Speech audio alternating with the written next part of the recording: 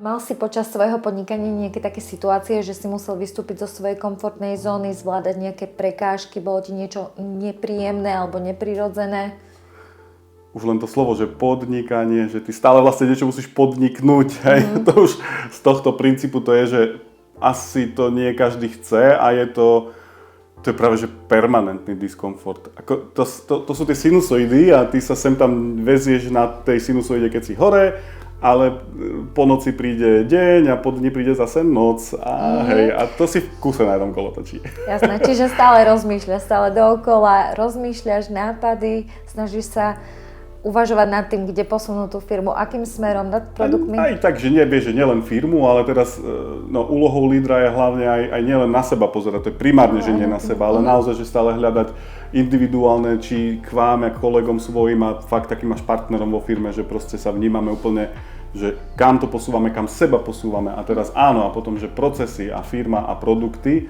A teraz, že to tak neviem, tak čoho sa chytíme skôr, vieš, že mám tu tému, že vyhorenie, mám tu tému nevidené produkty, mali sme tu CMS-ko na e-shopy, mali sme tu, že x-krát zmenené procesy, zmena produktov, ktoré sme tu robili, tak ja neviem, čoho sa chytíme skôr. Dobre, tak za mňa skúsme najprv rozobrať tie projekty, ktoré sa možno nepodarili, ktoré boli také možno fuck-upy a na ktorých si sa najviac asi poučil. Na fuck-upoch každý rád počúva, nie? Áno, okrem toho, že teda však tvoríme služby, robíme služby, ale vždy nás lákalo a vždy je to a je to asi aj zdravé, že snažíme sa odjak živá roky vytvoriť nejaký produkt. Ten produkt aj sme skúsili niekoľko, preto o tom rád rozprávam, lebo to nás aj poučilo aj tie také, že nevídené produkty. Ekonomicky zlé, lebo straty a tie straty dneska rátame naozaj straty. No. Tá investícia, čo nevyšla, hej? A to už dneska rátam na stovky tisíc eur. Ak to zrátam kumulatívne viaceré projekty, ktoré nevyšli. Jedným z tých najväčších bol napríklad v minulosti náš vlastný CMS systém, ktorý sa chceli robiť vlastne že e-shopy. Dodnes na ňom bežia nejaké e-shopy, aj sme ho mali a fungujeme. Proste, ja neviem, 6-7 rokov sme ho aktívne používali a ďalších 5 rokov ešte vlastne ho stále aj servisujeme, udržiavame. Čiže máme ho, ale ako keby už nejakých 5-6 rokov, 5 zhruba rokov sme ho úplne upustili a už len servisujeme to, čo beží. OK, ja mám aspoň takú informáciu, že na ňom beží dosť veľký e-shop. Stále na ňom bežia veľké e-shopy, ako fakt seriózne, slušné, pekné e-shopy. My ho stále udržiavame, len ako nesnažíme sa už na ňom tvoriť nové projekty, lebo sme zistili, že je to veľmi ťažké na údržbu. Našťastie tie väčšie e-shopy, ktoré na tom fungujú, jedným z nich je Bosp, tu na Vardiova susedia, alebo Kubica Sport Žiline, ktorý má fakt celkom slušnú predajňu bajkov. A je ich viac ako tých shopov, čo ešte na tom bežia. My to servisujeme, ale naozaj ako strategicky sme sa už rozhodli pred 5 rokmi, že tudy cesta nevede, lebo je to, že drahší vývoj, ťažší vývoj, síce je viacej customizovaný, má to svoje výhody, ale pochopiteľne je to drahšie a tá doba ide že extrémne rýchlo. Takže to bol taký jeden veľký diskomfort, že vzdaj sa niečoho, čo tvoríš úplne, že ja som to asi tvoril že od začiatku, to je také až jak dieťa.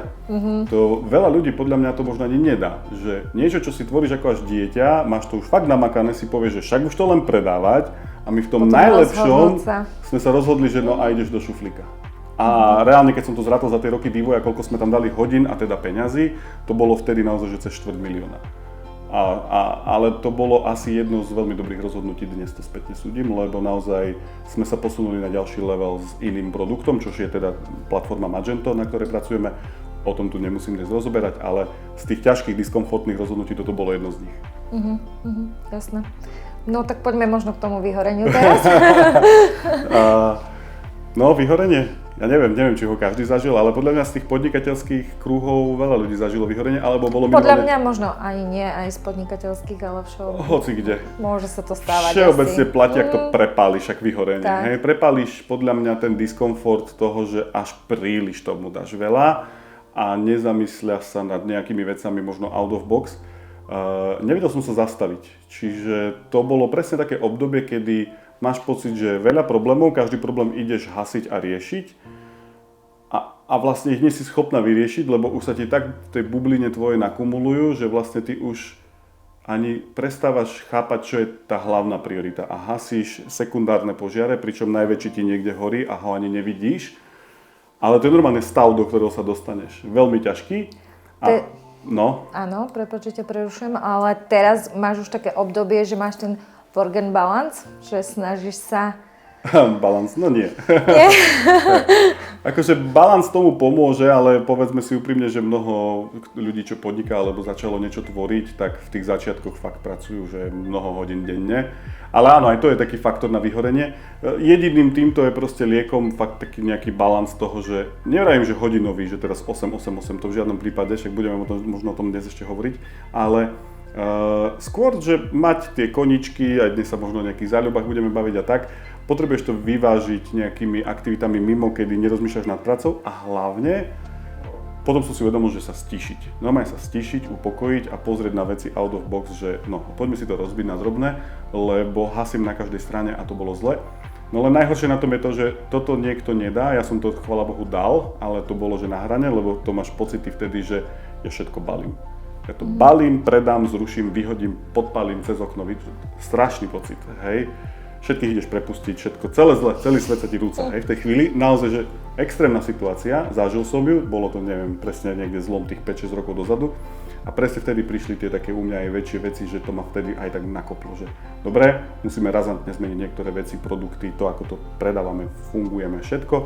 A vlastne tam potom vznikali tie ďalšie nové diskomforty, ale už z takého toho kreatívneho myslenia, že ideme nový produkt, ideme niečo vymyslieť nové, urobíme to inak, nebudeme to robiť len služby, budeme robiť... Dobre, to CMS-ko sme síce upadli, ale my sme medzi tým robili, ešte sme mali ideu jedného takého mailing systému, to bol ďalší, a máme nejaké SaaSové ďalšie veci, ktoré sme skúšali.